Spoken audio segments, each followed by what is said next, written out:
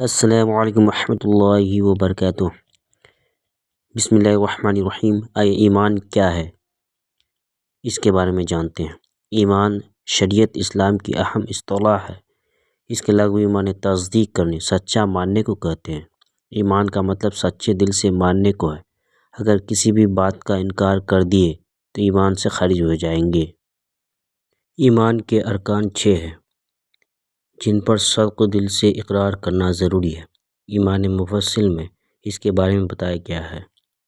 ایمان مفصل: آمنت باللہ وملائکتہ وکتبہ ورسلہ والیوم الآخر والقدر خیرہ وشرہ من اللہ تعالی والبعث بعد الموت۔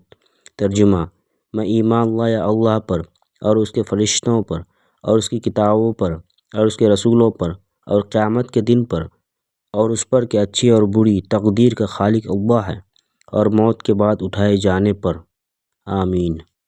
یعنی ایمان باللہ، اللہ پر ایمان لانا ہے۔ ایمان بالملائکہ، فرشتوں پر ایمان لانا ہے۔ ایمان بالکتب، آسمانی کتاب پر ایمان لانا ہے۔ ایمان بالرسل، رسول پر ایمان لانا ہے۔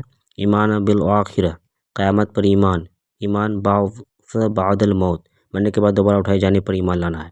ایمان بالقدر، یعنی کہ اچھی اور بری تقدیر پر ایمان لانا ہے۔ انشاءاللہ آگے اس کے بارے میں پوری ڈیٹیل سے بتانے کی کوشش کریں گے۔ آمین ثم آمین۔